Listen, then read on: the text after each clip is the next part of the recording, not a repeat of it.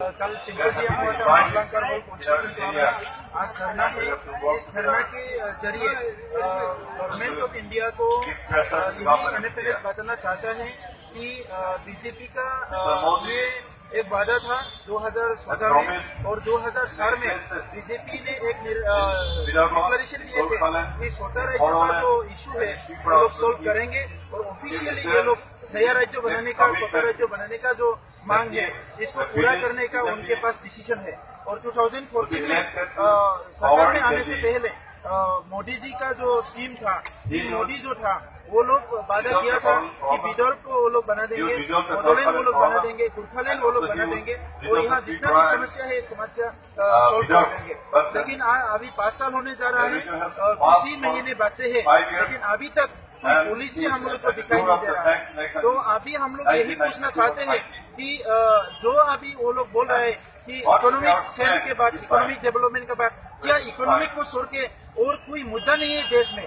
अभी देशवासियों को ऐसे हालत में छोड़ के आप एक एडवांस कंट्री बनाने का, देश बनाने का आप कैसे सोच सकते हैं? अभी देशवासियों का हालत आप समझिए। आजादी के 70 साल के बाद हमारा संस्कृति क्या है, हमारा जमीन का जो स्थिति वो क्या है, हमारा राजनीति जो अधिकार है, जो रिप्रेजेंटेशन है वो कैसा सिचुएशन में है, हमारा शिक्षा का जो सिचुएशन है वो कैसा है, हमारा बाकी जो डेवलपमेंट का इश्यूज है वो कैसा चल रहा है, हमारा प्रोटेक्शन का बात कैसा चल रहा है, ये भी आपको ही देखना है। सिर्फ इकोनॉमिक डेवलपमेंट का बात से नहीं होगा।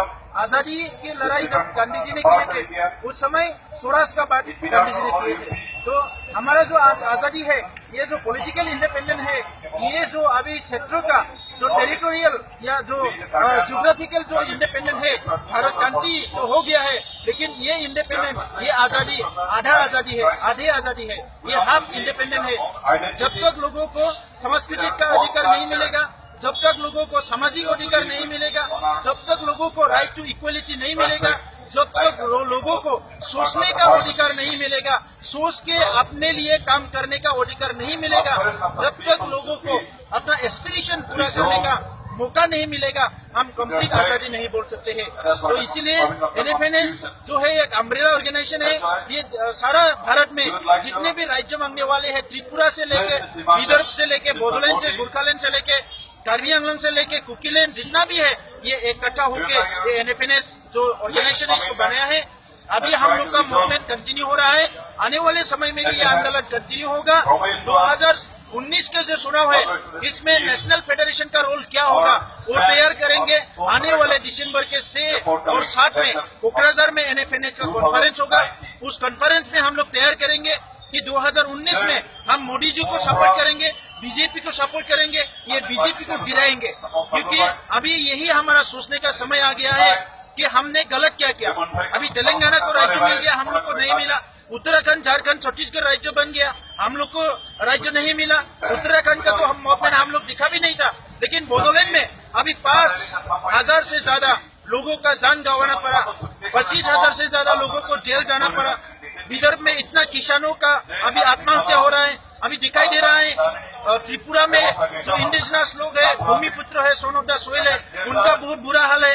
ये सारे देखने के बाद एक आजाद देश के, दुनिया के सबसे बड़ा लोकतंत्र की सरकार अगर नहीं सोचते, कौन सोचेगा? तो इसीलिए हमारा यही प्रश्न है कि वो लोग ने क्या किया, जिनको राज्य मिल गया, हम लोग क्या नहीं कर पाया? आप बताइए, क्या वो लोग किया, हम लोग क्या नहीं किया? अभी इसीलिए हमारे जब तक ये सेपरेट स्टेट नहीं बनेगा, हमारा लड़ाई कंटिन्यू होगा। हम लोग हिंसा नहीं करना चाहते, हम लोग किसी से कॉन्फ्लिक्ट नहीं करना चाहते, लेकिन ये गांधी जी का जो देश है, यहाँ अगर नॉन वायलेंट के आवाज नहीं चुनेगा, नॉन वायलेंट के आवाज नहीं चुनेगा, इससे बड़ा दुख का बात और कुछ नहीं होगा। तो लोकतंत्र को हम लोग सम्मान करते हैं, नॉन वायलेंट को हम लोग सम्मान करते हैं, और इसके साथ ही हम ये देश का जो स्पिरिट है वो हमारा भी स्पिरिट है। अभी इंडिया में, भारत में बोडोलैंड नया राज्य गठन करने से भारत का कुछ नुकसान होगा नहीं। हमें यही बोलना है कि बोडो लोग जो है ये भारतीय है, हमारा जो सोच विचार ये भारतीय है। ये हम भारतीय मेन स्ट्रीम से मिलजुल के, अभी आजादी से 1000 ईयर पहले से हम लोग मिलजुल के यहाँ रहे हैं। तो इसीलिए अभी बोडो को शक करने का कोई बात नहीं है। बोडोलैंड अगर नया राज्य बनेगा, इंडिया में और एक सबसे अच्छा एक नया राज्य मिलेगा। बोडोलैंड के लोग, ये हम लोग आपको उम्मीद देना चाहते हैं, ये हम लोग आपको विश्वास दिलाना चाहते हैं कि बोडो लोग जो है वो वायलेंट नहीं है। बोडो लोग जो है, इनका जो सोच विचार है, ये देश का तरक्की करने का एक सोच विचार है। तो इसीलिए बोडोलैंड को आप मत छोड़ दीजिए, जल्दी से जल्द बोडोलैंड बना दीजिए। वहाँ बहुत अच्छे इंसान रहते हैं, वहाँ के संस्कृति बहुत अच्छे हैं, वहाँ के लोग बहुत अच्छे हैं। वहाँ हम लोग हिंदू मुस्लिम, वहाँ हम लोग बोडो नॉन बोडो सब लोग मिलकर एक साथ रहेंगे और एक अच्छा राज्य हम लोग बनाएंगे।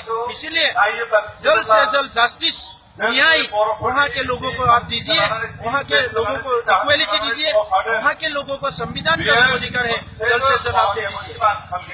Thank you.